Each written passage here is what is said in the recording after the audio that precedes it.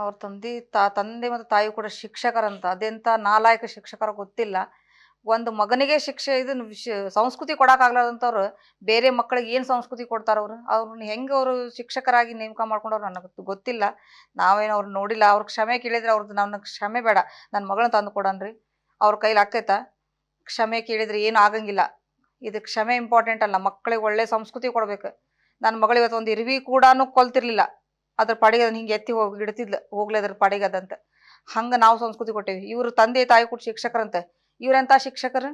ಮಗುಗೆ ಸಂಸ್ಕೃತಿ ಕೊಟ್ಟಿಲ್ಲ, ಈ ಥರ ಕ್ರೂರವಾಗಿ ಕೊಲೆ ಮಾಡೋದ?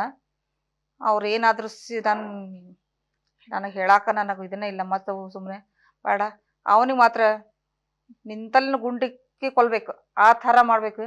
ಇಲ್ಲ ಗಲ್ಲಿಗೇರಿಸ್ಬೇಕು, ಅಂದಾಗ ನನ್ನ ಮಗಳಿಗೆ ಆತ್ಮಕ್ಕೆ ಶಾಂತಿ ಸಿಗೋದು. ಈಗ ಇಷ್ಟಕ್ಕೆ ಮುಗ್ದಿಲ್ಲ, ಇದು ಬೇಗನೆ ಇತ್ಯರ್ಥ ಆಗ್ಬೇಕು. ಇಲ್ಲ ಅಂದ್ರೆ ಮಠಾಧೀಶರು ಇವತ್ತು ಬೆಳಿಗ್ಗೆ ನನಗೆ ಹೇಳಿದ್ದಾರೆ, ನನ್ನ ಜೊತೆ ಡಿಸ್ಕಷನ್ ಮಾಡಿದ್ದಾರೆ. ಎಲ್ಲಾ ಮಠಾಧೀಶರು ಉಪವಾಸ ಸತ್ಯಾಗ್ರಹ ಮಾಡೋದಾಗ್ಲಿ, ಬೀದಿಗೆ ಹೋರಾಟ ಮಾಡೋದಾಗ್ಲಿ ಮಾಡ್ಬೇಕಾಗುತ್ತೆ. ಅದರ ಜೊತೆಗೆ ಕೂಡ ನಾವೆಲ್ಲ ಮಠಾಧೀಶರು ಕೂಡಿ ಒಂದು ಚರ್ಚೆ ಮಾಡಿ, ಒಂದು ಸಭೆ ಮಾಡಿ ಇದ್ರ ಬಗ್ಗೆ ಒಂದು ತೀರ್ಮಾನ ತಗೊಳ್ಳೋನು ಸಮಾಜದವ್ರು ಕೂಡ ಅನ್ನೋ ಮಾತು ಇವತ್ತು ಬೆಳಿಗ್ಗೆ ಅವರೇ ನನ್ನ ಎಬ್ಸಿದ್ದು ಫೋನ್ ಮಾಡಿ. ಅವರ ಸಂದೇಶ ಕೊಟ್ಟು ಬೆಂಗಳೂರಿಗೆ ಪ್ರಯಾಣ ಮಾಡಿದ್ದಾರೆ. ಹುಕ್ಕೇರಿ ಶ್ರೀಗಳು, ದಿಂಗಾಲೇಶ್ವರ ಶ್ರೀಗಳು ಕೂಡ ಎಲ್ಲ ಇಂಥ ಸ್ವಾಮೀಜಿ ಒಬ್ಬರ ಇಬ್ಬರ ಅಂತಲ್ಲ, ನಾಡಿನ ಸಮಸ್ತ ಸಾಧು ಸಂತರು, ನಮ್ಮವರಷ್ಟೇ ಅಲ್ಲ, ಹಿಂದೂ ಸ್ವಾಮೀಜಿ ಅಷ್ಟೇ ಅಲ್ಲ, ಈ ಒಂದು ಅಲ್ಪಸಂಖ್ಯಾತರು ಕೂಡ, ಅವ್ರ ಸಮಾಜದವ್ರು ಕೂಡ ಬಂದು ನಮಗೆ ಧೈರ್ಯನ ಹೇಳಿದರು. ಅವರು ಕೂಡ ದುಃಖ ಆಗಿ ಹೋಗಿದ್ದಾರೆ. ಅವರು ಕೂಡ ಅವ್ರ ಧರ್ಮದ ಅಸೋಸಿಯೇಷನ್ ಕೂಡ ನಿನ್ನೆ ಎಲ್ಲ ವ್ಯಾಪಾರ ಬಂದ್ ಮಾಡಿ, ಪ್ರೊಟೆಸ್ಟ್ ಮಾಡಿ, ಎಜುಕೇಶನ್ ಅವೆಲ್ಲಾನು ಬಂದ್ ಮಾಡಿಸಿ ಪ್ರೊಟೆಸ್ಟ್ ಮಾಡಿದ. ಈ ರೀತಿ ಇದ್ದಾಗ ಈಗ ಅವ್ರ ತಂದೆ ತಾಯಿ ಹೇಳಿಕೆ ಈಗೇನು ಕೊಡ್ತಾ ಇದ್ದಾರೆ, ನಾವು ಒಂದು ಏನು ಅನ್ನಕ್ಕೆ ಇಚ್ಛೆ ಪಡ್ತೇವೆ ಅಂದ್ರೆ, ತಾವು ಒಬ್ಬರ ಶಿಕ್ಷಣ ಇಲಾಖೆದಾಗ ಅದಿರಿ, ನೀವು ಮಕ್ಕಳನ್ನ ಆಡ್ದಿರಿ, ನಿಮಗ್ ಗೊತ್ತು ಒಬ್ಬ ಪಾಲಕರಾಗಿ ಹೆಂಗ ಮೇಂಟೈನ್ ಮಾಡ್ಬೇಕು, ಒಬ್ಬರು ಶಿಕ್ಷಕರಾಗಿ ಹೆಂಗ ಮಕ್ಕಳನ್ನ ಬೆಳೆಸ್ಬೇಕಂತೇಳಿ. ನನಗೆ ಒಂದು ವಿಚಿತ್ರ ಆಕೈತಿ, ಈಗ ನಿಮ್ಮ ಮಗ ಇಂಥ ಎಲ್ಲ ಕೃತ್ಯ ಎಸಕ ನೀವು ಈಗ ಹೇಳಿಕೆ ಕೊಡ್ತೀರಿ, ಈ ರೀತಿ ನೀವು ವಿಷಾದ ವ್ಯಕ್ತಪಡಿಸ್ತೀರಿ, ಕ್ಷಮೆ ಕೇಳ್ತೀರಿ.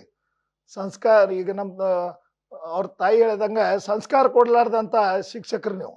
ನಿಮ್ಮ ಮಕ್ಕಳು ಅಡ್ದಿರಿ ಅಷ್ಟೇ, ಸಂಸ್ಕಾರ ಕೊಡ್ಲಿಲ್ಲ.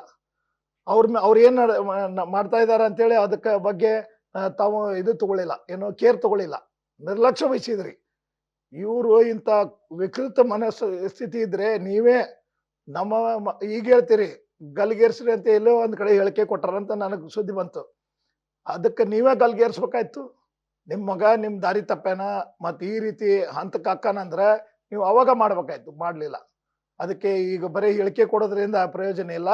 ಇದಕ್ಕೆಲ್ಲರೂ ಕೂಡ ಷಡ್ಯಂತ್ರದಿಂದ ನೀವು ಕೂಡ ಎಲ್ಲರೂ ಪಾತ್ರಗಿರಿ, ಮತ್ತೆ ಇದಕ್ಕೆಲ್ಲ ನೀವು ಕಾರಣೀಭೂತರಿದ್ರಿ.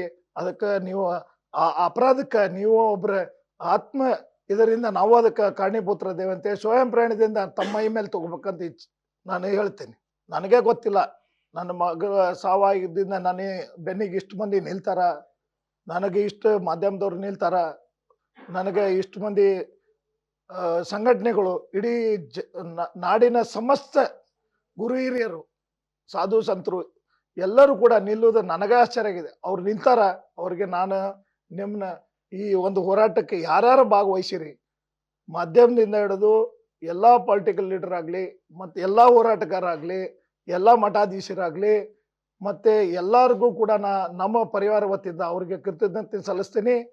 ಮುಂದೂ ಕೂಡ ನನ್ನ ಈ ಹೋರಾಟಕ್ಕೆ ತಾವೆಲ್ಲರೂ ಇರಬೇಕು, ನ್ಯಾಯ ಸಿಗೋರ್ಗೂ ಹೋರಾಟ ಇರಬೇಕು. ನಮಗೆ ನ್ಯಾಯ ಏನಂದ್ರೆ ನಮ್ಮ ತೀರ್ಪು ಒಂದೇ ಇರಬೇಕು. ನೀವು ಏನು ಬೇಡಿಕೆ ಇಟ್ರಿ, ನಂದು ಕೂಡ ನನ್ನ ಮಂತನದಿಂದ ನನ್ನ ಕುಟುಂಬದಿಂದ ಅದೇ ಬೇಡಿಕೆ ಇದೆ. ಒಂದು ಗಲ್ಗೇರಿಸ್ಬೇಕು, ಇಲ್ಲ ಎನ್ಕೌಂಟರ್ ಆಗ್ಬೇಕು, ಎರಡು ಬೇಡಿಕೆ ಇದೆ. ಅದಕ್ಕೆ ಆದಾಗೂ ತನಕ ದೇಶವ್ಯಾಪ್ತಿ ಹೋರಾಟ ನಡೀತಾ ಇದೆ. ದೇಶವ್ಯಾಪ್ತಿ ಹೋರಾಟ ಆಗ್ಲಿ, ತಾವು ನಮ್ಮ ಜೊತೆಗೆ ಇರಬೇಕು. ಮತ್ತು ಈ ಹೋರಾಟಕ್ಕೆ ಯಾರ್ಯಾರು ಬೆಂಬಲ ಕೊಟ್ಟಿರಿ, ಯಾರ್ಯಾರು ಹೋರಾಟ ಮಾಡಿರಿ, ಅವ್ರಿಗೆ ನನ್ನ ಪರಿವಾರ, ನನ್ನ ಜೀವ, ನನ್ನ ಉಸಿರು ಇರೋ ತನಕನೂ ನಾ ಸಂಘಟನೆ ಎಲ್ಲರೂ ಯಾರ್ಯಾರು ದುಡ್ದಾರ, ಮಾಧ್ಯಮ ಮಿತ್ರ ಇರ್ಬೋದು, ಸಂಘಟನೆದವ್ರು ಇರ್ಬೋದು, ರಾಷ್ಟ್ರೀಯ ಪಕ್ಷಗಳು ಇರ್ಬೋದು, ಸಣ್ಣ ಪುಟ್ಟ ಕಾರ್ಯಕರ್ತರು ಇರ್ಬೋದು, ಎಲ್ಲರಿಗೂ ಕೂಡ ನಾ ಕೃತಜ್ಞತೆ ಸಲ್ಲಿಸ್ತೀನಿ. ಇದನ್ನ ಯಾವ ಯಾವ ಮಟ್ಟಕ್ಕೂ ನಾನು ನಿಮಗೆ ಕೃತಜ್ಞತೆ ಸಲ್ಲಿಸಿದ್ರು ಕಡಿಮೆ ಆಕೈತಿ.